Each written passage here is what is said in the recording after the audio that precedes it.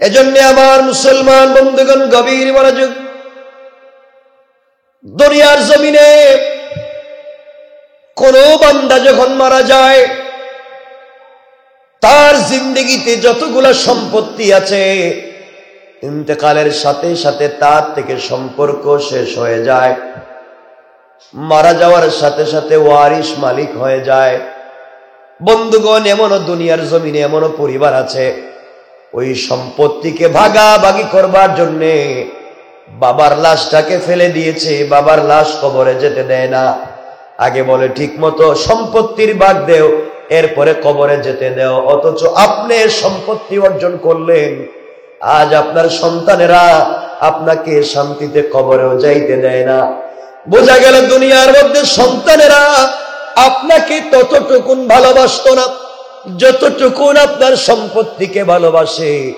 এই দুনিয়ার জমিনে পৃথিবীর মানুষ আপনাকে হয়তো আপনার সম্পদের জন্য ভালোবাসবে, আপনি মরে গেলে কেউ আপনাকে মনে রাখবে না, হয়তো আপনার সন্তান কিছুদিন মনে রাখবে।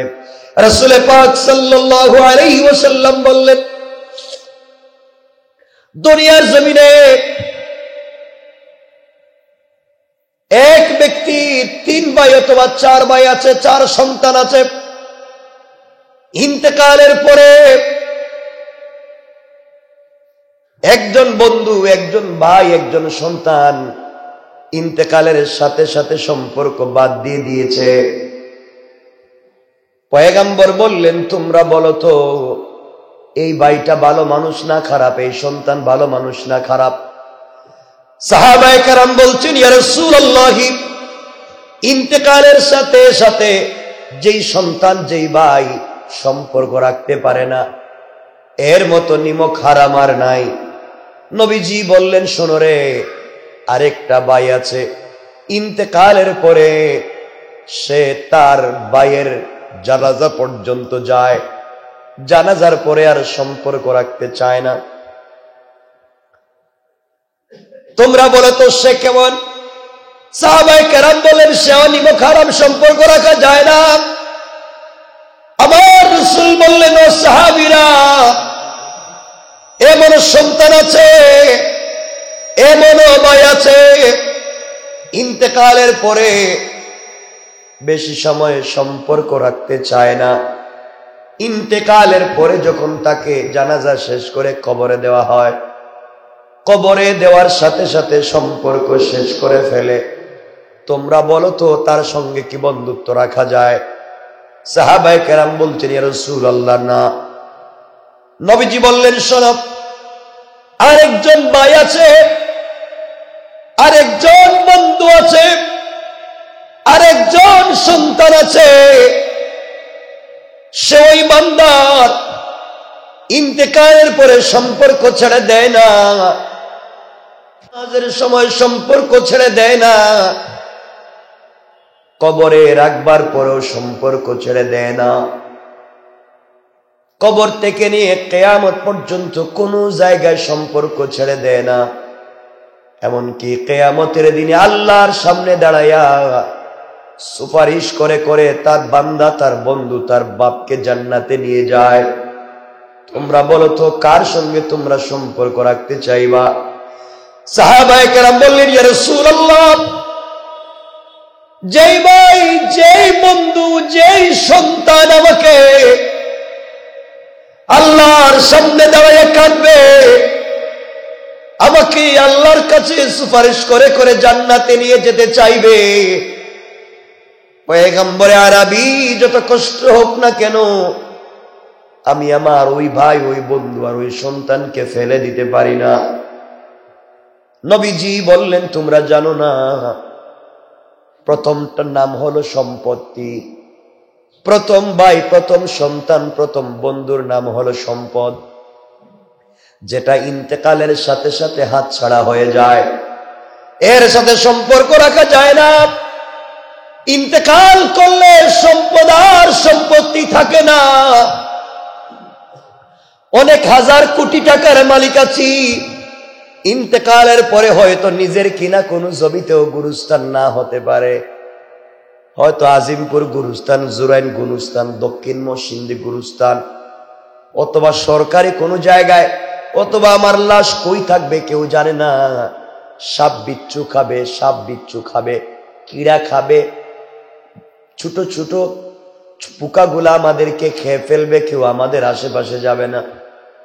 আমার বন্ধুগণ, ইন্তেকাল করবার পরে যে স্ত্রী আপনাকে না জড়িয়ে ঘুমালে যার ঘুম আসত না,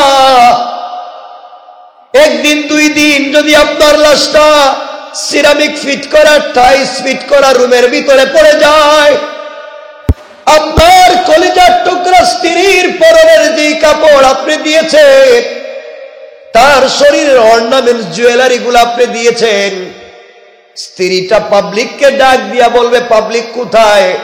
আমার সন্তানেরা কোথায় রে? তোদের বাপ নাকি ইন্তেকাল করেছে। তোদের বাপকে তো আর বাড়িতে রাখা যাবে না, রাখলে দুর্গন্ধ হয়ে যায়। যেই মানুষটা আপনাকে পরিষ্কার করেছে, নিজের হাতে খাইয়ে দিয়েছে, যেই বন্ধুর গলা না জড়ালে হাঁটতে পারতেন না, বডিতে দুর্গন্ধ হয়ে গেলে সেও নাক চেপে ধরে আপনার সামনে আসবে, আপনাকে আর হাত দিয়ে ধরতে চাইবে না। আল্লাহ রাসূল বললেন, ইন্তেকালের সাথে সাথে সম্পত্তিগুলা তোমার থেকে আমার থেকে সম্পর্ক বিচ্ছিন্ন করে দেবে। এরপরে কিছু লোক আছে, শুধুমাত্র আপনি ইন্তেকাল করেছেন এই খবর জানবার পরে আপনার লাশ দেখতে আসবে। তার সময় নাই, তার অফিস আছে, তার বিদেশে যাওয়ার টিকিট আছে, আপনার জন্য আপনার বন্ধু আজকে ওয়েট করবে না। দুনিয়ার জমিনে আপনি আপনার বন্ধুকে টেলিফোন করে বলছেন, দোস্ত আমি না মতিঝিলে বিপদে পড়ে গিয়েছি, তাড়াতাড়ি তুই আয়। আপনার বন্ধু আরো 10-20 জন নিয়ে চলে গিয়েছে আপনাকে টেকল দেওয়ার জন্য। আজ আপনি সব থেকে বড় বিপদী, আপনি ইন্তেকাল করেছেন, আপনি কবর পথের যাত্রী, সৃষ্টির মধ্যে সব থেকে বড় বিপদী আপনি। আজকে আপনার বন্ধু কিন্তু আপনার কাছে যায় না, বন্ধু আপনাকে জীবনের শেষবার দেখে বিদায় নেয়। পয়গম্বরে আরবি বললেন, তারা তো তোমার দূর সম্পর্কের আত্মীয়। তৃতীয় নম্বরে রাসূল বললেন, শোনো, কেউ আছে তোমার আমার জানাজার সঙ্গে যাবে, জানাজার নামাজের পরে আর কেউ থাকবে না। নবীজি বললেন, এরাও তোমার নিকটাত্মীয়দের কিছু লোক, যারা জানাজার নামাজ পড়ে সালাম ফিরাইয়া লাশের সঙ্গে গুরুস্থানে যায় না, এর আগেই চলে যায়, আছে না? নবীজি বলেন, এরাও তো তোমার বন্ধু ছিল, এদেরকেও তো তুমি খাওয়াইছো, আজ কেউ তোমার সঙ্গে যায় না। নবীজি বললেন, এরপরে কিছু লোক আছে যারা তোমার সঙ্গে কবরের পারে যাবে, তোমাকে কবরে রাখবে, এরপরে মাটি চাপা দিয়ে তারাও চলে আসবে, হয়তো তোমার ভাই, না হয়তো তোমার সন্তান। ও বান্দা, নবীজি সাল্লাল্লাহু আলাইহি ওয়াসাল্লাম বললেন, সবাই তো তোমাকে ছেড়ে দিয়ে আসলো, কেউ তো তোমার কাছে নাই, একমাত্র তুমি পড়ে আছো কবরের ভিতরে।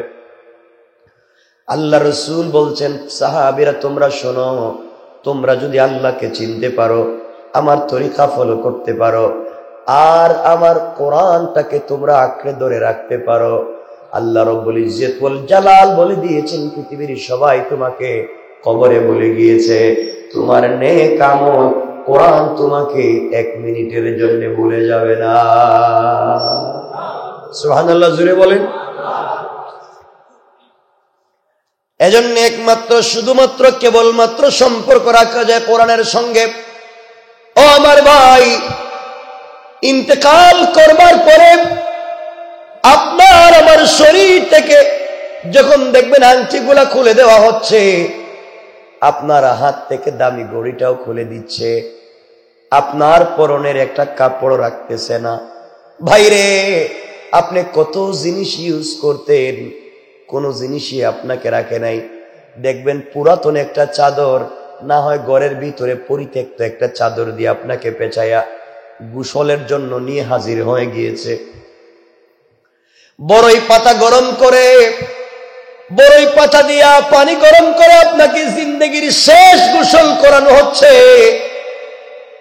আপনি জিন্দেগিতে ওযু করতে চাইলেন না, আজ কিন্তু আপনাকে ওযু করানো হচ্ছে।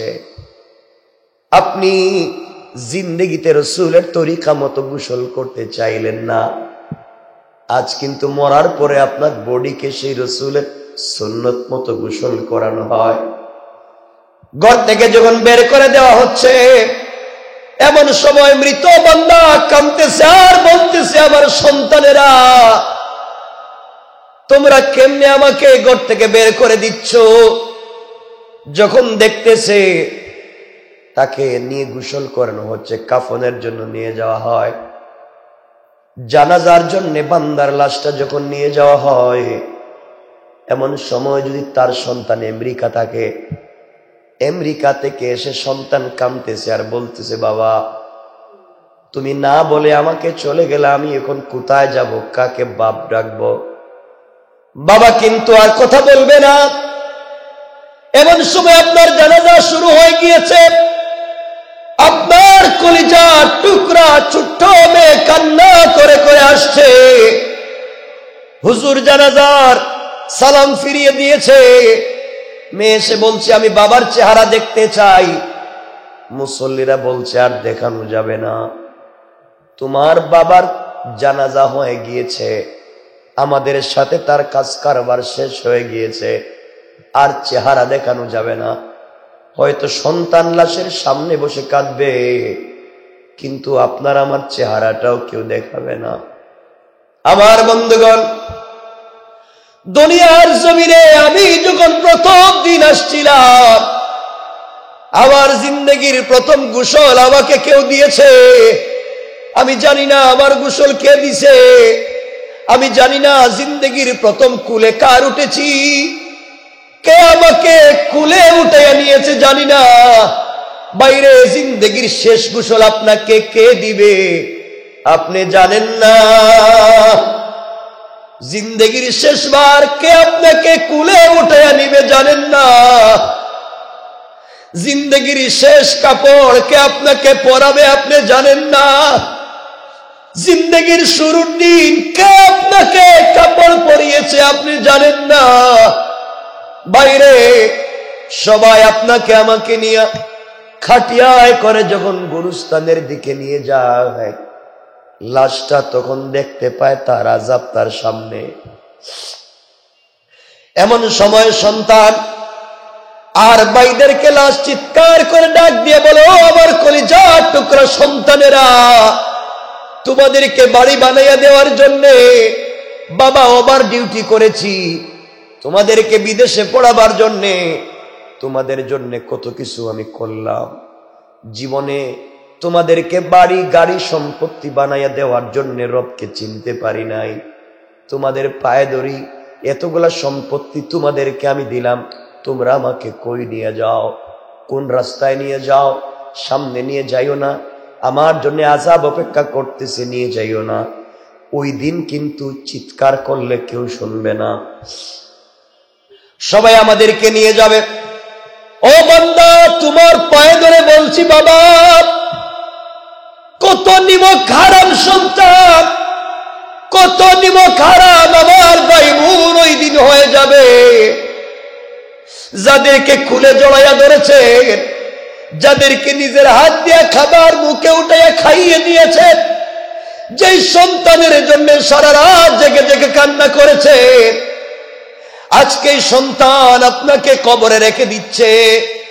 বিছানা নাই, আলো নাই, লাইট নাই, আপনাকে যে চাদর দিয়ে নিয়ে গিয়েছে, কত নিমক হারাম সেই চাদর পর্যন্ত ফিরত নিয়ে চলে আসে, আপনাকে খালি মাটিতে রেখে দেয়। যখন বান্দাকে কবরের ভিতরে রেখে দেওয়া হয়, বান্দা কান্দে আর আল্লাহকে ডাক দিয়া বলছে, আল্লাহ, যাদের জন্য সারা জিন্দগি কাটাইয়া দিলাম, 60-70 বছরের জিন্দগি যাদের জন্য কাটাইলাম, একটাও আমাকে আজকে রাখলো না, নিমক হারামের মতো আমাকে ফেলে দিয়েছে। বান্দা যখন দেখবে ডাইনে মাটি, বামে মাটি, নিচে মাটি, উপরেও মাটি দিয়া তাকে দিয়ে দেওয়া হচ্ছে, আর বের হতে পারবে না। সবাই তো চলে এসেছে, সবাই জিন্দগির শেষ বিদায় দিয়ে চলে এসেছে। একটাবার আপনি চিন্তা করেন তো, আমি আর আপনি একটাবার চিন্তা করি তো, কত দামি বিছানায় রাত্রবেলা ঘুমাইয়া যায়, কত কম্বল দামি দামি নিয়ে ঘুমাইয়া যায়। একটাবার চিন্তা করেন আপনি আমি মাটির কবরে ঠান্ডার মধ্যে কেমনে থাকবো। একটাবার চিন্তা করেন, আজকের রাত্রে তো ঠান্ডা ছিল, যাদের বাড়ি গ্রামে তাদের খবর নেন কত ঠান্ডা। এই ঠান্ডার মধ্যেও মা তার সন্তানকে ফেলে দেয় নাই।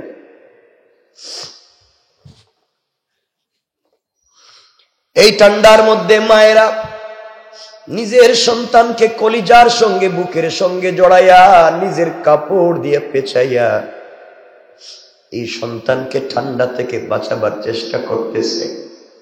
কিন্তু তুমি আমি একটাবার চিন্তা করো রে ভাই, এই কবরে কিন্তু কেউ আপনাকে আমাকে দেখবে না।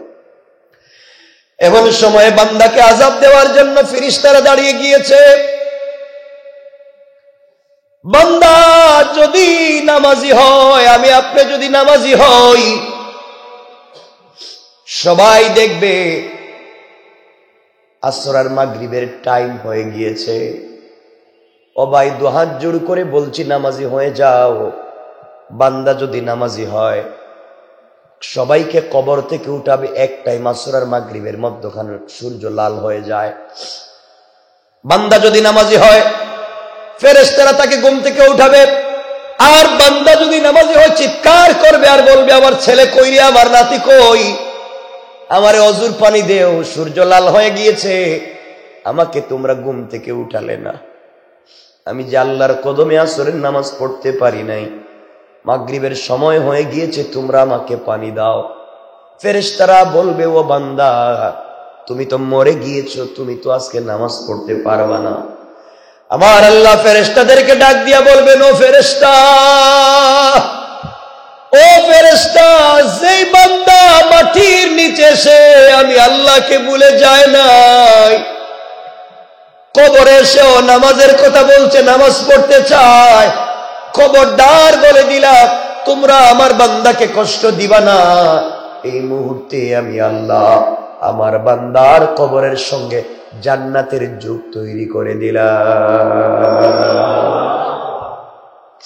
আমার বন্ধুগণ, এই কবরের ভিতরে কেউ আপনার সঙ্গে থাকবে না।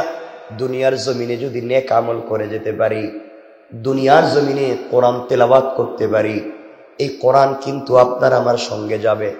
দুনিয়ার জমিনে যদি ভালো মানুষের সঙ্গে সম্পর্ক করতে পারি, হয়তো আমি মরে গেলে আমার জন্য সূরা ইখলাস পড়ে দোয়া করবে। যখন মনে পড়বে অমুক ভাইয়ের সাথে আমার সম্পর্ক ছিল রে, আমাকে বড় ভালোবাসতো, কত সময় কত কিছু করলো, আজ এই লোকটা নাই, এই যে মনের ভিতরে হাহাকার তৈরি হবে। নবীজি সাল্লাল্লাহু আলাইহি ওয়াসাল্লাম বললেন, কোন বান্দা এবং বান্দির অন্তরে যদি আরেক বান্দার বান্দির জন্য দিলে হাহাকার তৈরি হয়, ভালোবাসা তৈরি হয়, আরে বান্দাটা দুনিয়ার জমিনে নাই, আল্লাহ বলেন এই ভালোবাসার কারণে তাকে আমি মাফ করে দিতে পারি। সুবহানাল্লাহ, জোরে বলেন। এজন্য নেক আমল করব। কি আমল করব? সবাই বলেন ইনশাআল্লাহ। কি বলবো আমরা? কি আমল করব? ভালো মানুষের সাথে সম্পর্ক রাখবো। এটাই বলতে চাইছিলাম, ভালো মানুষের সাথে সম্পর্ক। ওই কথা বলার জন্য এত কথা, কিন্তু ভালো মানুষের সম্পর্ক অনেক লম্বা আলোচনা। ভালো মানুষের সাথে সম্পর্ক রাখবো। ওই যে আসহাবে কাহাফের যুবকদের সাথে কুকুর সম্পর্ক রাখছে, সে জান্নাতে পৌঁছে গিয়েছে। এক মহিলা, চরিত্রহীন নারী, একটা কুকুরকে পানি পান করিয়েছে, রবের কাছে ভাল লাগছে, তাকে মাফ করে দিয়েছে। এই জন্য ভালো কাজ করে যেতে চাই। কোন সময় কোন ভালো কাজ কখন কবুল হয়ে যায় কে জানে। এই জন্য ঠান্ডার সময় আপনি আমার ঘরের ভিতরে হিটার আছে, হয়তো অনেকের দামি দামি কম্বল আছে, ফ্লোরের মধ্যে কার্পেটিং করা আছে, ঠান্ডার তো কোনো সিস্টেমই নেই। আপনি চিন্তা করেন আপনার জায়গায়, আপনি এখন বস্তিতে আছেন, আপনি এখন উত্তরবঙ্গের কোনো গ্রামে আছেন, দেখেন আপনার ঠান্ডা শরীরে কেমন লাগতেছে। এজন্যে আপনারা যারা যে যার জায়গা থেকে এই ঠান্ডার সময় মানুষকে সহযোগিতা করবে, পারবেন না? কম দামি কম্বলের দাম কত? কত? 200 টাকা কোনো কম্বল নেই, এটা দেওয়ার থেকে না দেওয়া হলে 300, 350 টাকা, 400 টাকা। 400 টাকা হলে একটা কম্বল পাওয়া যায়।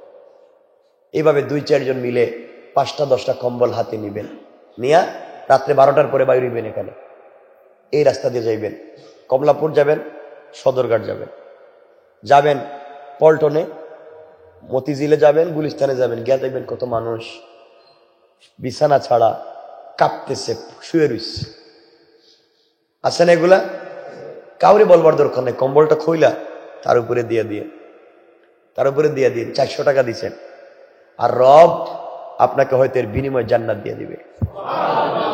রব এটাই চায়। এটা পারবেন না আপনারা?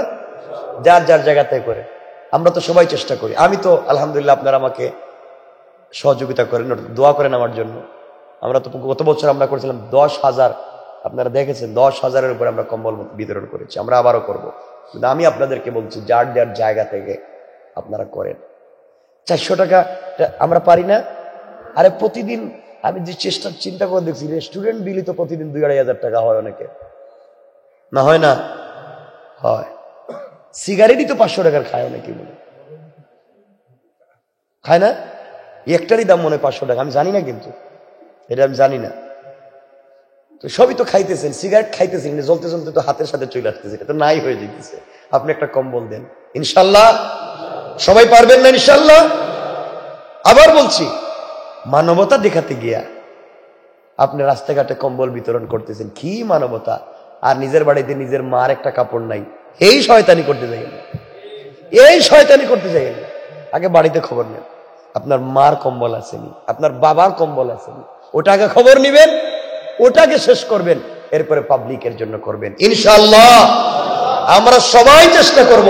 প্রয়োজনে আমরা একসাথে আমার সাথে পরামর্শ করতে পারেন, আপনাদেরকে পরামর্শ দিব, কিন্তু আমার একটাই কথা থাকবে, আপনার যার যার জায়গা থেকে আপনার একজন একটা কম্বল দেন, একজন আরেকটা কম্বল দেন। 400 টাকা, 500 টাকা, ইনশাআল্লাহ। বলেন ইনশাআল্লাহ, বলেন ইনশাআল্লাহ, বলেন ইনশাআল্লাহ। আপনি যদি ভালো মানুষের কাছে থাকেন, আপনি যদি ভালো মানুষের কাছে থাকেন, তাহলে আপনি ভালো মানুষ হবেন। আপনি যদি খারাপ মানুষের কাছে থাকেন, তাইলে আপনি খারাপ হবেন। এই সুন্দর এই কথাটা আমরা কি বুঝতে পারতেছি? আপনি যদি ভালো মানুষের কাছে থাকেন, আপনি ভালো হবেন। আসহাবে কাহাফ, গর্তে পড়ে যাওয়া, গর্তে গোপনে থাকা, এই যে কয়েকটা জওয়ান 100 বৎসর থাকলো, আল্লাহ তাদেরকে আবার হায়াত দিলেন। তাদের সঙ্গে চলে যাওয়া একটা কুকুরও, সেও বেঁচে গেল, সেও জাহান্নাম থেকে বেঁচে গেল। রব তার কথাও কোরআনে কারিমে বলে দিলেন। রব বুঝাতে চাইলেন, পৃথিবীর সব থেকে নিকৃষ্ট পাবলিকও যদি গুনাহগারও ভালো মানুষের কাছে চলে যায়, এর ওসিলায় আমি আল্লাহ তাকে ভালো মানুষ বানাইয়া দেই। এজন্য আল্লাহর ওয়াস্তে আমাকে আপনারা বলেন, দেশের মানুষের কষ্ট হয়, আল্লাহর কষ্ট লাগে, রাসূলের কষ্ট লাগে, এমন কোন কাজ আমরা করতে পারি? বলেন, করতে পারি? এই অপসংস্কৃতির নামে 31st নাইটের রাত্রে উদযাপন করার নাম করে নারী পুরুষ নাচানাচি করা, এরপরে আনন্দ উৎসবের নামে ডেক সেট লাগিয়ে রাস্তাঘাটে ট্রাকে ওইটা গান বাজানো, ডিজে পার্টি করা, আল্লাহর ওয়াস্তে, আবারও বলছি আল্লাহর ওয়াস্তে, ইসলাম সমর্থন করে না, রাসূল পছন্দ করেন না, ইসলাম এটাকে ভালোবাসে না, আল্লাহ এটাকে ভালোবাসেন না। সুতরাং আল্লাহর ওয়াস্তে আমাদের এগুলা থেকে বিরত থাকা উচিত। বলেন ইনশাআল্লাহ। আল্লাহ আমাদেরকে হেফাজত করুক, বলেন আমিন।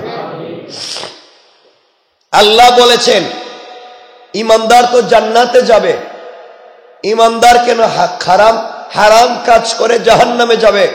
রব বললেন, ইন্নাল্লাযীনা আমানু, নিশ্চয় যারা ঈমান এনেছে, ওয়া আমিলুস সালিহাত, এবং নেক কাজ করেছে, কানাত লাহুম জান্নাতুল ফিরদাউসি নুজুলা, তারা যাবে জান্নাতুল ফিরদাউসে, তারা থাকবে জান্নাতুল ফিরদাউসে।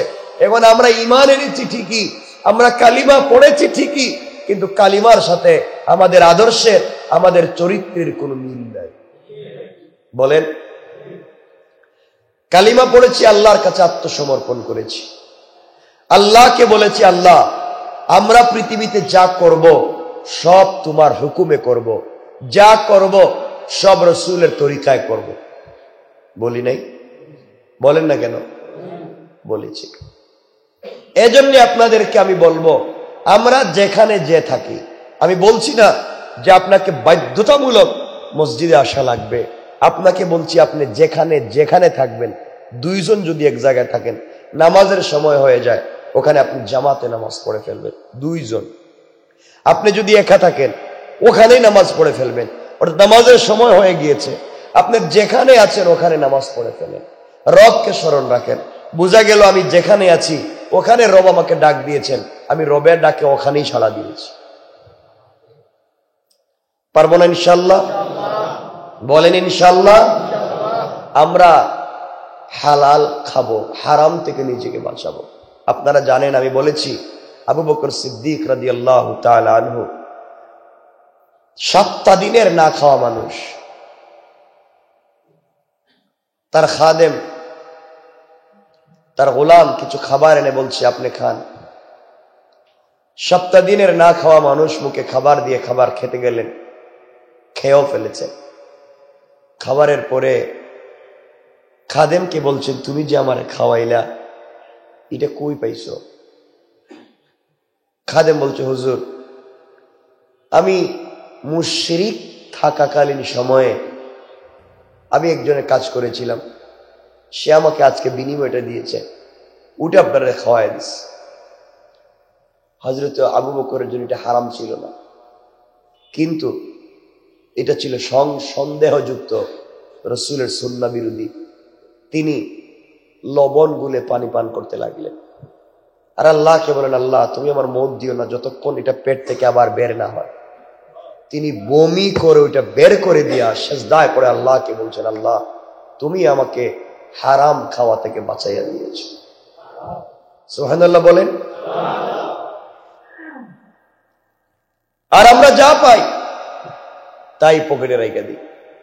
এটা হালাল না হারাম, ভালো না মন্দ, এত কিছু দেখবার মতো আমাদের সময় নাই। যা পাই তাই খাই, যে খাওয়াইলো তাই খাইলাম, যা দিল তাই পকেটে দিলাম। এজন্য আজকে আমাদের এই পরিস্থিতি। এজন্য আজকের থেকে 1 নাম্বার আমরা আমাদের খাবারকে হালাল বানিয়ে নিব। সবাই বলেন না, সবাই বলেন না।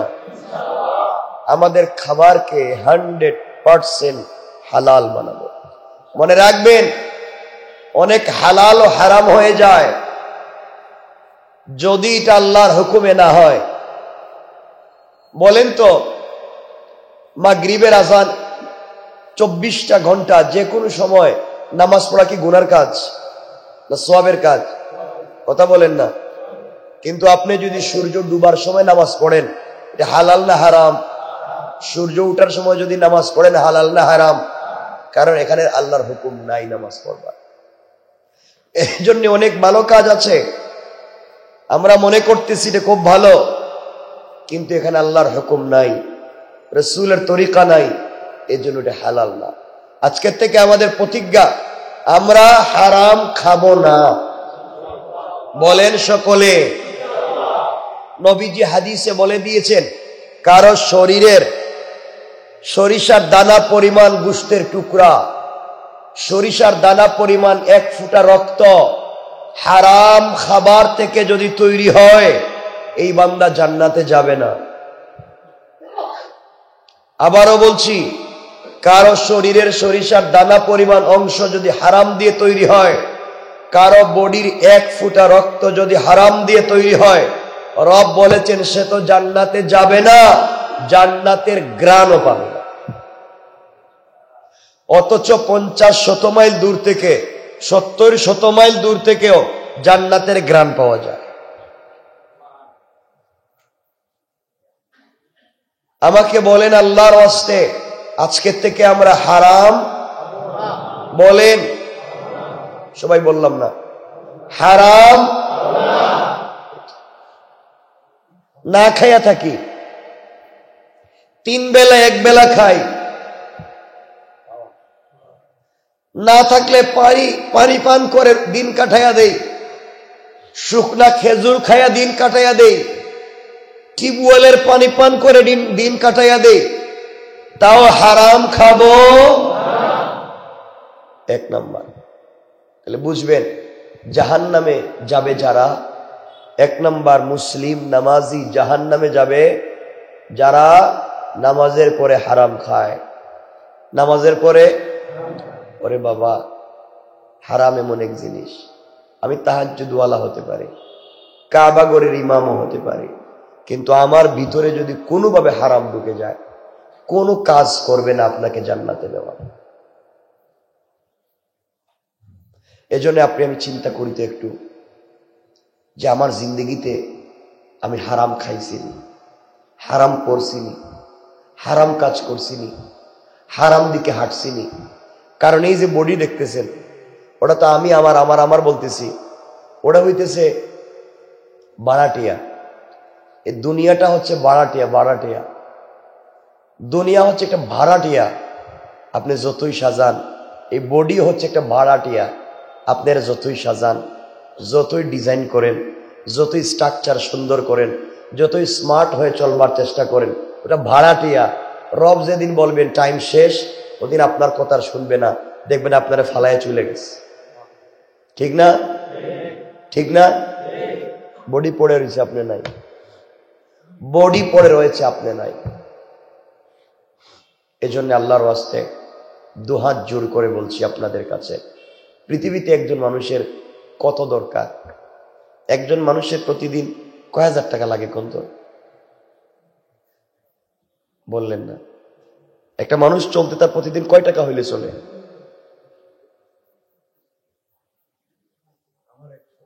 আপনার 100 হয়তো আপনাদের 500 লাগবেই তো, কারো 1000 লাগবেই তো। 1000 হইলে মাসে 30,000 টাকা, 500 হইলে চলে। 500 হইলে যদি চলে, আপনার বাচ্চার লাগবে 50 টাকা, আপনার বউর লাগবে 50 টাকা, হয়েছে 600 টাকা। ঠিক আছে না? আপনার আরো 2টা বাচ্চা থাকলে 50, 100 টাকা, 700 টাকা, ধরেন 1000 টাকা গেল গা। তাহলে মাস শেষে প্রতিদিন 1000 হইলে চলে। এখন আপনারা যারা রাত দিন ফ্যাক্টরির অফিসে বসে থাকেন, রাত দিন নিজের অফিসে বসে থাকেন, সারা দিন দুনিয়া দুনিয়া দুনিয়া দুনিয়া দুনিয়া, টাকা টাকা, সম্পদ, বাড়ি ঘর, ফ্যাক্টরি, বাবা সব এখানে থাকবে।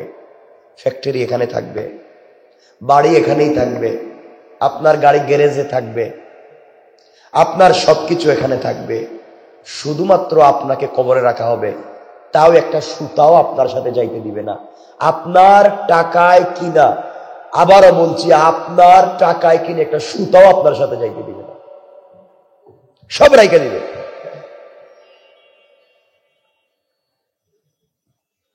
যেই জিনিসটা মৃত্যুর সাথে সাথে আপনার থেকে দূর হয়ে যায়।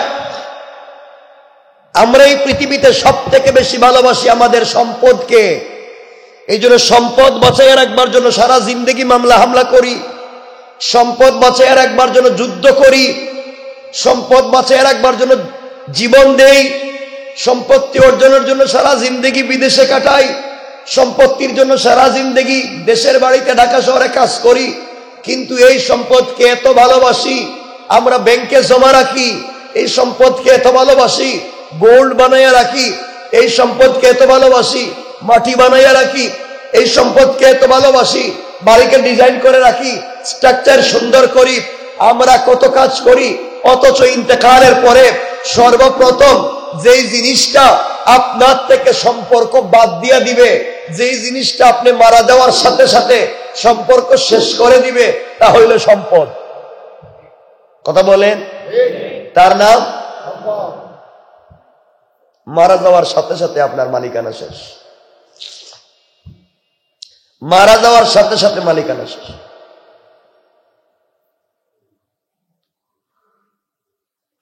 এটা নিয়ে কি করলাম এতদিন? এজন্য আমার মুসলমান বন্ধুগণ, গভীর মনোযোগ।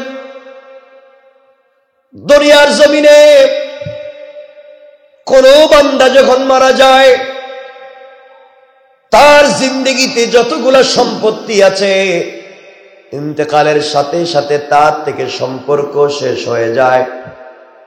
মারা যাওয়ার সাথে সাথে ওয়ারিশ মালিক হয়ে যায়। বন্ধুগণ, এমনও দুনিয়ার জমিনে এমনও পরিবার আছে, ওই সম্পত্তিকে ভাগাভাগি করবার জন্যে বাবার লাশটাকে ফেলে দিয়েছে, বাবার লাশ কবরে যেতে দেয় না। আগে বলে ঠিক মতো সম্পত্তির ভাগ দেও, এরপরে কবরে যেতে দেও। অথচ আপনি সম্পত্তি অর্জন করলেন, আজ আপনার সন্তানেরা আপনাকে শান্তিতে কবরেও যাইতে দেয় না। বোঝা গেল দুনিয়ার মধ্যে সন্তানেরা আপনাকে ততটুকুন ভালোবাসতো না যতটুকুন আপনার সম্পত্তিকে ভালোবাসে। এই দুনিয়ার জমিনে পৃথিবীর মানুষ আপনাকে হয়তো আপনার সম্পদের জন্য ভালোবাসবে, আপনি মরে গেলে কেউ আপনাকে মনে রাখবে না, হয়তো আপনার সন্তান কিছুদিন মনে রাখবে। রাসূল পাক সাল্লাল্লাহু আলাইহি ওয়াসাল্লাম বললেন, দুনিয়ার জমিনে এক ব্যক্তি 3 ভাই অথবা 4 ভাই আছে, 4 সন্তান আছে। ইন্তেকালের পরে একজন বন্ধু, একজন ভাই, একজন সন্তান ইন্তেকালের সাথে সাথে সম্পর্ক বাদ দিয়ে দিয়েছে। পয়গম্বর বললেন, তোমরা বলো তো এই ভাইটা ভালো মানুষ না খারাপ, এই সন্তান ভালো মানুষ না খারাপ? সাহাবায়ে কেরাম বলছেন, ইয়া রাসূলুল্লাহ, ইন্তেকালের সাথে সাথে যেই সন্তান যেই ভাই সম্পর্ক রাখতে পারে না, এর মতো নিমক হারাম আর নাই। নবীজি বললেন, শোনো রে, আরেকটা ভাই আছে, ইন্তেকালের পরে সে তার ভাইয়ের জানাজা পর্যন্ত যায়, জানাজার পরে আর সম্পর্ক রাখতে চায় না।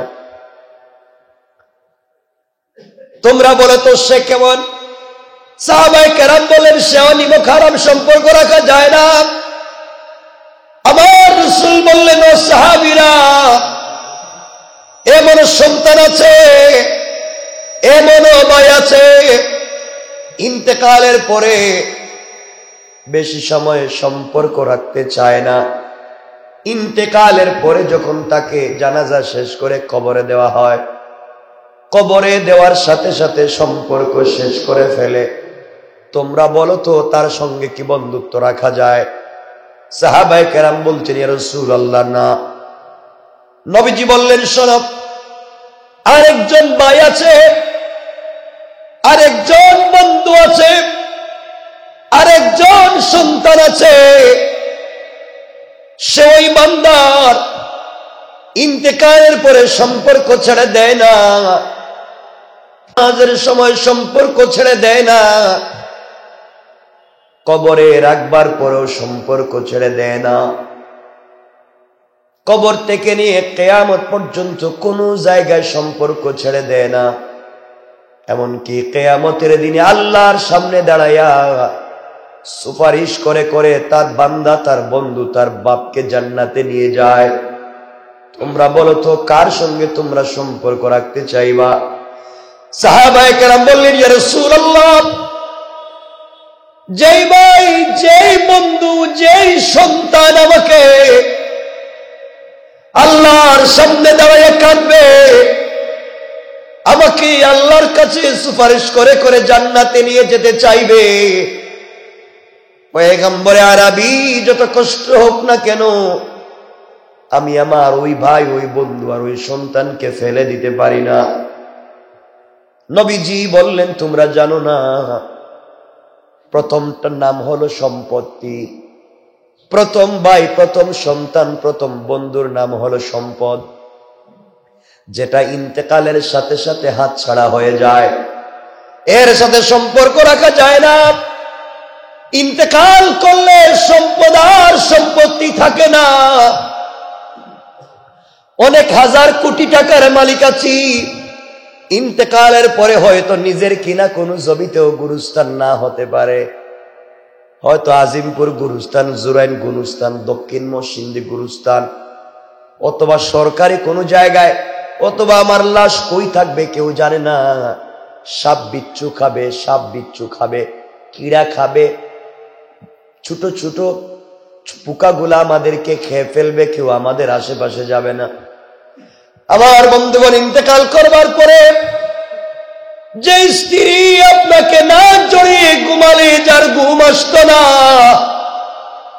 একদিন দুই দিন যদি আপনার লাশটা সিরামিক ফিট করা, টাইলস ফিট করা রুমের ভিতরে পড়ে যায়, আপনার কলিজার টুকরা স্ত্রীর পরনের যে কাপড় আপনি দিয়েছেন, তার শরীরের অর্নামেন্ট জুয়েলারি গুলো আপনি দিয়েছেন, স্ত্রীটা পাবলিককে ডাক দিয়া বলবে, পাবলিক কোথায়, আমার সন্তানেরা কোথায় রে, তোদের বাপ নাকি ইন্তেকাল করেছে, তোদের বাপকে তো আর বাড়িতে রাখা যাবে না, রাখলে দুর্গন্ধ হয়ে যায়। যেই মানুষটা আপনাকে পরিষ্কার করেছে, নিজের হাতে খাইয়ে দিয়েছে, যেই বন্ধুর গলা না জড়ালে হাঁটতে পারতেন না, বডিতে দুর্গন্ধ হয়ে গেলে সেও নাক চেপে ধরে আপনার সামনে আসবে, আপনাকে আর হাত দিয়ে ধরতে চাইবে না। আল্লাহ রাসূল বললেন, ইন্তেকালের সাথে সাথে সম্পত্তিগুলা তোমার থেকে আমার থেকে সম্পর্ক বিচ্ছিন্ন করে দেবে। এরপরে কিছু লোক আছে, শুধুমাত্র আপনি ইন্তেকাল করেছেন এই খবর জানবার পরে আপনার লাশ দেখতে আসবে, তার সময় নাই, তার অফিস আছে, তার বিদেশে যাওয়ার টিকিট আছে, আপনার জন্য আপনার বন্ধু আজকে ওয়েট করবে না।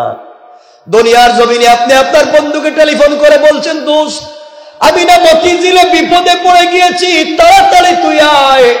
আপনার বন্ধু আরো 10-20 জন নিয়ে চলে গিয়েছে আপনাকে টেকল দেওয়ার জন্য। আজ আপনি সব থেকে বড় বিপদী, আপনি ইন্তেকাল করেছেন, আপনি কবর পথের যাত্রী, সৃষ্টির মধ্যে সব থেকে বড় বিপদী আপনি। আজকে আপনার বন্ধু কিন্তু আপনার কাছে যায় না, বন্ধু আপনাকে জীবনের শেষবার দেখে বিদায় নেয়। পয়গম্বরে আরবি বললেন, তারা তো তোমার দূর সম্পর্কের আত্মীয়। তৃতীয় নম্বরে রাসূল বললেন, শোনো, কেউ আছে তোমার আমার জানাজার সঙ্গে যাবে, জানাজার নামাজের পরে আর কেউ থাকবে না। নবীজি বললেন, এরাও তোমার নিকটাত্মীয়দের কিছু লোক, যারা জানাজার নামাজ পড়ে সালাম ফিরাইয়া লাশের সঙ্গে গুরুস্থানে যায় না, এর আগেই চলে যায়, আছে না? নবীজি বলেন, এরাও তো তোমার বন্ধু ছিল, এদেরকেও তো তুমি খাওয়াইছো, আজ কেউ তোমার সঙ্গে যায় না। নবীজি বললেন, এরপরে কিছু লোক আছে যারা তোমার সঙ্গে কবরের পারে যাবে, তোমাকে কবরে রাখবে, এরপরে মাটি চাপা দিয়ে তারাও চলে আসবে, হয়তো তোমার ভাই, না হয়তো তোমার সন্তান।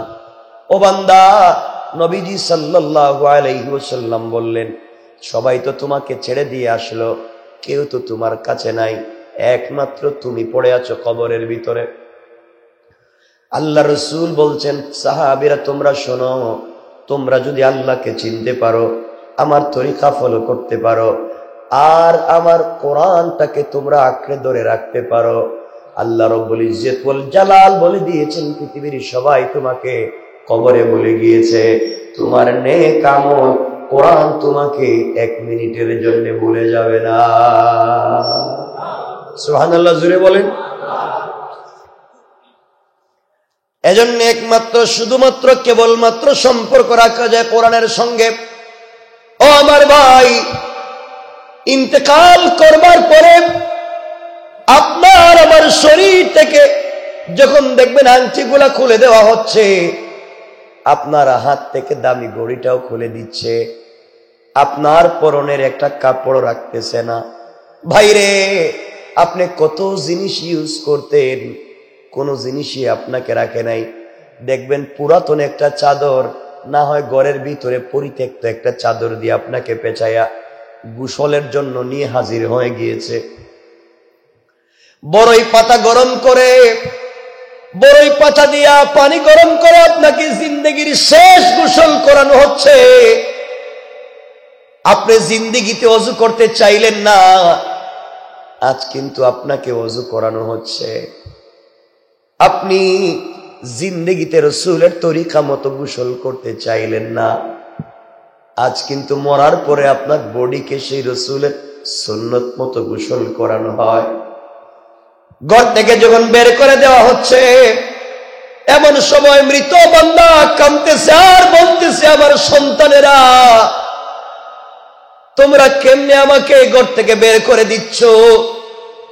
যখন দেখতেছে তাকে নিয়ে গোসল করানো হচ্ছে, কাফনের জন্য নিয়ে যাওয়া হয়, জানাজার জন্য বান্দার লাশটা যখন নিয়ে যাওয়া হয়, এমন সময় যদি তার সন্তান আমেরিকা থাকে, আমেরিকা থেকে এসে সন্তান কাঁদতেছে আর বলতেছে, বাবা তুমি না বলে আমাকে চলে গেলে, আমি এখন কোথায় যাব, কাকে বাপ ডাকবো? বাবা কিন্তু আর কথা বলবে না। এমন সময় আপনার জানাজা শুরু হয়ে গিয়েছে, আপনার কলিজা টুকরা ছোট্ট মেয়ে কান্না করে করে আসছে, হুজুর জানাজার সালাম ফিরিয়ে দিয়েছে, মেয়ে এসে বলছে আমি বাবার চেহারা দেখতে চাই। মুসল্লিরা বলছে আর দেখানো যাবে না, তোমার বাবার জানাজা হয়ে গিয়েছে, আমাদের সাথে তার কাজ কারবার শেষ হয়ে গিয়েছে, আর চেহারা দেখানো যাবে না। হয়তো সন্তান লাশের সামনে বসে কাঁদবে, কিন্তু আপনার আমার চেহারাটাও কেউ দেখাবে না। আমার বন্ধুগণ, দুনিয়ার জমিনে আমি যখন প্রথম দিন আসছিলাম, আমার জিন্দেগির প্রথম গোসল আমাকে কেউ দিয়েছে। আমি জানি না আমার গোসল কে দিছে, আমি জানি না জিন্দেগির প্রথম কুলে কার উঠেছি, কে আমাকে কুলে উঠে নিয়েছে জানি না। বাইরে জিন্দেগির শেষ গোসল আপনাকে কে দিবে আপনি জানেন না। জিন্দেগির শেষবার কে আপনাকে কুলে উঠে নিবে জানেন না। জিন্দেগির শেষ কাপড় কে আপনাকে পরাবে আপনি জানেন না। জিন্দেগির শুরুর দিন কে আপনাকে কাপড় পরিয়েছে আপনি জানেন না। বাইরে সবাই আপনাকে আমাকে নিয়ে খাটিয়ায় করে যখন গুরুস্থানের দিকে নিয়ে যায়, লাশটা তখন দেখতে পায় তার আযাব তার সামনে। এমন সময় সন্তান আর ভাইদেরকে লাশ চিৎকার করে ডাক দিয়ে বলে, ও আমার কলিজার টুকরা সন্তানেরা, তোমাদেরকে বাড়ি বানাইয়া দেওয়ার জন্য বাবা ওভার ডিউটি করেছি, তোমাদেরকে বিদেশে পড়াবার জন্য, তোমাদের জন্য কত কিছু আমি করলাম। জীবনে তোমাদেরকে বাড়ি গাড়ি সম্পত্তি বানাইয়া দেওয়ার জন্য রবকে চিনতে পারি নাই। তোমাদের পায়ে ধরি, এতগুলা সম্পত্তি তোমাদেরকে আমি দিলাম, তোমরা আমাকে কই নিয়ে যাও, কোন রাস্তায় নিয়ে যাও? সামনে নিয়ে যাইও না, আমার জন্য আযাব অপেক্ষা করতেছে, নিয়ে যাইও না। ওই দিন কিন্তু চিৎকার করলে কেউ শুনবে না, সবাই আমাদেরকে নিয়ে যাবে। ও বান্দা, তোমার পায়ে ধরে বলছি বাবা, কত নিমক হারাম সন্তান, কত নিমক হারাম আমার ভাই বোন ওই দিন হয়ে যাবে। যাদেরকে খুলে জড়াইয়া ধরেছে, যাদেরকে নিজের হাত দিয়ে খাবার মুখে উঠাইয়া খাইয়ে দিয়েছে, যেই সন্তানের জন্য সারা রাত জেগে জেগে কান্না করেছে, আজকে সন্তান আপনাকে কবরে রেখে দিচ্ছে। বিছানা নাই, আলো নাই, লাইট নাই। আপনাকে যেই চাদর দিয়ে নিয়ে গিয়েছে, কত নিমক হারাম সেই চাদর পর্যন্ত ফিরত নিয়ে চলে আসে, আপনাকে খালি মাটিতে রেখে দেয়। যখন বান্দাকে কবরের ভিতরে রেখে দেওয়া হয়, বান্দা কান্দে আর আল্লাহকে ডাক দিয়া বলছে, আল্লাহ, যাদের জন্য সারা জিন্দগি কাটাইয়া দিলাম, 60-70 বছরের জিন্দগি যাদের জন্য কাটাইলাম, একটাও আমাকে আজকে রাখলো না, নিমক হারামের মতো আমাকে ফেলে দিয়েছে। বান্দা যখন দেখবে ডাইনে মাটি, বামে মাটি, নিচে মাটি, উপরেও মাটি দিয়া তাকে দিয়ে দেওয়া হচ্ছে, আর বের হতে পারবে না। সবাই তো চলে এসেছে, সবাই জিন্দগির শেষ বিদায় দিয়ে চলে এসেছে। একটাবার আপনি চিন্তা করেন তো, আমি আর আপনি একটাবার চিন্তা করি তো, কত দামি বিছানায় রাত্রবেলা ঘুমাইয়া যায়, কত কম্বল দামি দামি নিয়ে ঘুমাইয়া যায়। একটা বার চিন্তা করেন, আপনি আমি মাটির কবরে ঠান্ডার মধ্যে কেমনে থাকবো? একটা বার চিন্তা করেন, আজকের রাত্রে তো ঠান্ডা ছিল, যাদের বাড়ি গ্রামে তাদের খবর নেন কত ঠান্ডা। এই ঠান্ডার মধ্যেও মা তার সন্তানকে ফেলে দেয় নাই।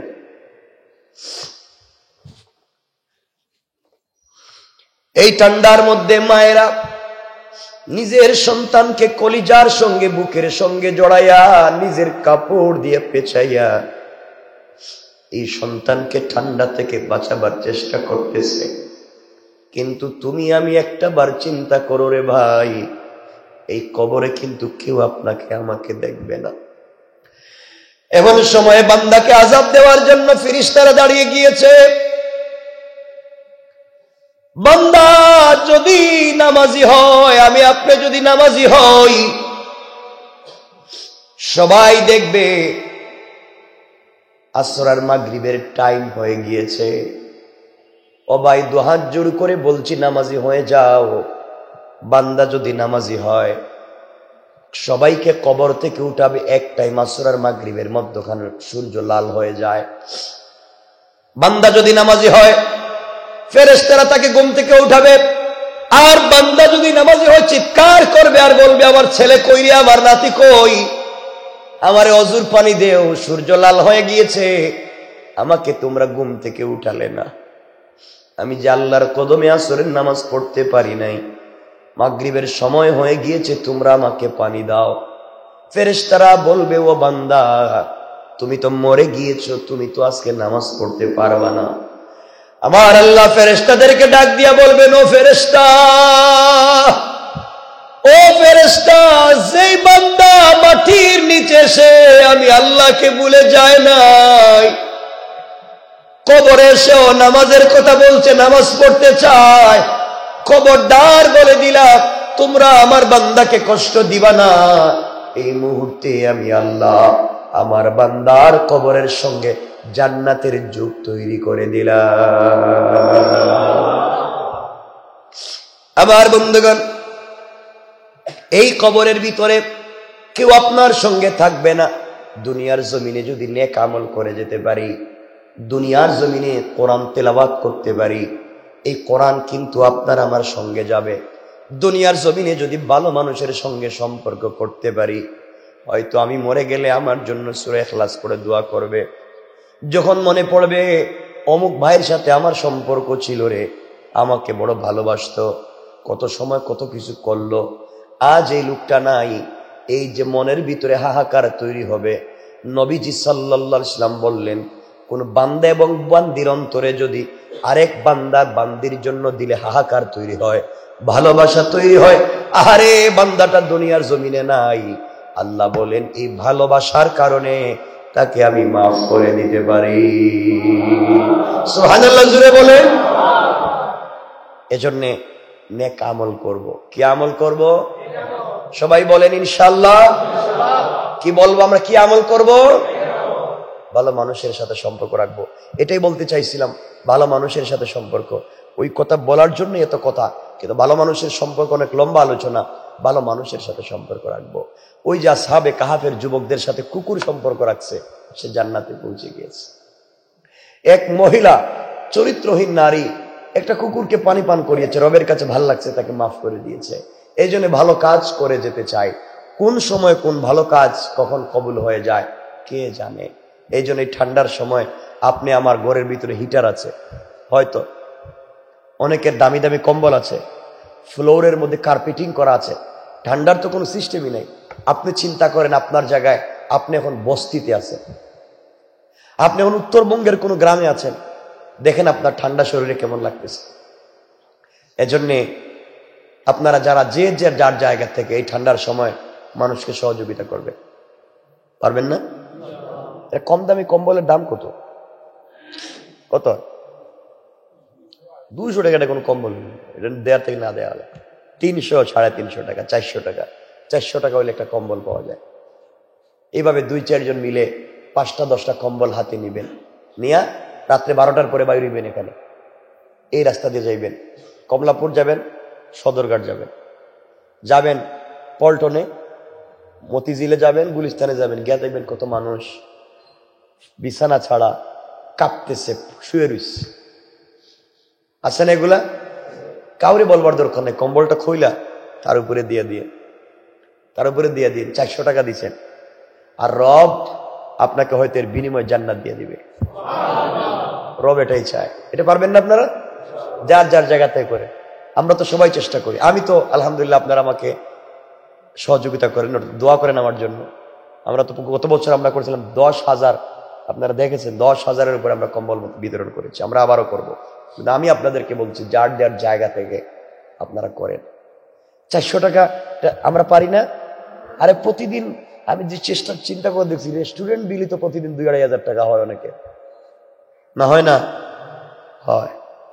সিগারেটই তো 500 টাকার খায় অনেকে, বলে খায় না? একটারই দাম মনে হয় 500 টাকা, আমি জানি না, কিন্তু এটা আমি জানি না। তো সবই তো খাইতেছেন, সিগারেট খাইতেছেন, জ্বলতে জ্বলতে তো হাতের সাথে চলে আসতেছে, এটা তো নাই হয়ে যেতেছে। আপনি একটা কম্বল দেন, ইনশাল্লাহ সবাই পারবেন না ইনশাল্লাহ? আবার বলছি, মানবতা দেখাতে গিয়া আপনি রাস্তাঘাটে কম্বল বিতরণ করতেছেন, কি মানবতা! আর নিজের বাড়িতে নিজের মার একটা কাপড় নাই, এই শয়তানি করতে যাইয়েন না, এই শয়তানি করতে যাইয়েন না। আগে বাড়িতে খবর নেন, আপনার মার কম্বল আসেনি, আপনার বাবার কম্বল আসেনি, ওটাকে খবর নিবেন, ওটাকে শেষ করবেন, এরপরে পাবলিকের জন্য করবেন ইনশাআল্লাহ। আমরা সবাই চেষ্টা করব, প্রয়োজনে আমরা একসাথে আমার সাথে পরামর্শ করতে পারেন, আপনাদেরকে পরামর্শ দিব, কিন্তু আমার একটাই কথা থাকবে, আপনার যার যার জায়গা থেকে আপনার একজন একটা কম্বল দেন, একজন আর একটা কম্বল দেন, 400 টাকা 500 টাকা, ইনশাআল্লাহ। বলেন ইনশাআল্লাহ, বলেন ইনশাআল্লাহ, বলেন ইনশাআল্লাহ। আল্লাহ যেন কবুল করেন। সবাই যার যার জায়গা থেকে চেষ্টা করবেন। তো রব বলেছেন তোমরা যদি এটা করো আমি খুশি হয়ে যাব। আর হয়তো 400 টাকার একটা কম্বল, দেখবেন কিছু মানুষকে আপনি 1 কোটি টাকা দিয়ে খুশি করতে পারবেন না, 1 কোটি টাকা দিয়ে খুশি করতে পারবেন না। আছে কিছু লোক, আপনি আপনার ছেলেকে 1 কোটি টাকা দিচ্ছেন, হ্যাঁ হয়তো খুশি না। আর একটা বাচ্চার হাতে, একটা বাচ্চা গরিব, তাকে যদি 100 টাকা দিয়ে একটা ড্রেস হাতে দেন, ও যে হাসি দিবে হাতে নিয়া, মনে করবে এও মনে পুরো দুনিয়া হাতে পেয়ে গেছে। আছে না এগুলা? এই যে গত বছর আমরা ঢাকা শহরে বিভিন্ন পয়েন্টে, ওগুলা দেখছেন আপনারা, হয়তো ইন্টারনেটে তো এখনো আছে, আমরা কম্বল দিলাম। তো ওই যে আমরা গেলাম গুপিবাগের দিকে, গিয়ে ওদিকে আমরা এই যে কমলাপুরের দিকে গেলাম। আমার জীবনের প্রথম অভিজ্ঞতা, আমি জানতামই না যে রেল স্টেশনে বা টার্মিনালে যে এত মানুষ শুয়ে থাকে। 2টা কারণ আমি বলি। 1 নাম্বার হচ্ছে এরা আসলে রাস্তাঘাটে শুয়েই থাকে। আর আমি একটা অভিজ্ঞতার কথা বলি, কিন্তু আপনারা সবাইকে ঠকাই মনে করবেন না।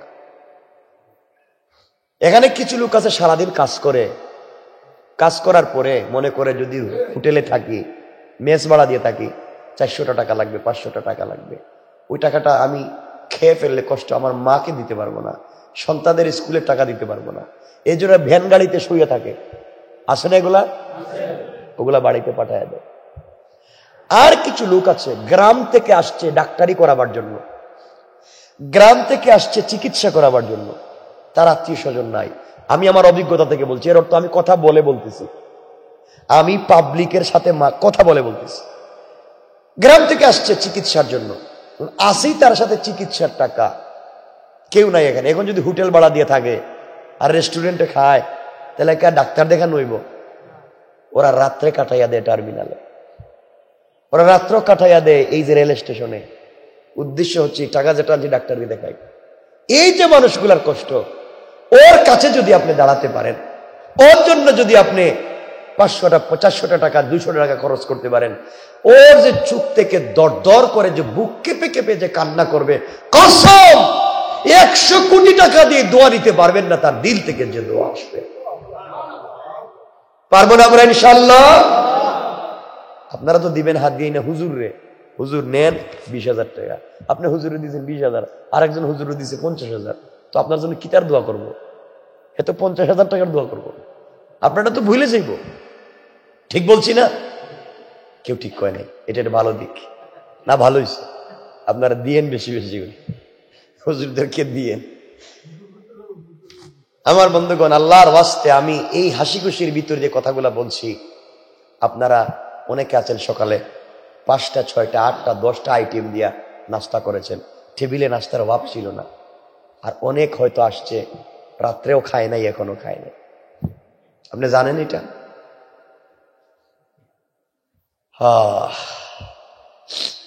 এক গ্লাস পানি কাউকে দেওয়ার চেষ্টা করেন। এজন্যে গরিব মানুষ আপনার কাছে খুব বেশি চায় না। দেখবেন রাস্তাঘাটে ফকিররা আপনার কাছে বলেনি আপনি আমার 1 লাখ টাকা দেন, ফকির বলেননি, আপনার কাছে চায় তো 2 টাকা 5 টাকা চায়, আপনি দূর দূর করে সরাই দেন। এগুলো আমরা করবো না, ইনশাল্লাহ বলেন। আল্লাহ আমাদেরকে কবুল করুক, আমিন। আল্লাহ আমাদেরকে হেফাজত করুক, আমিন।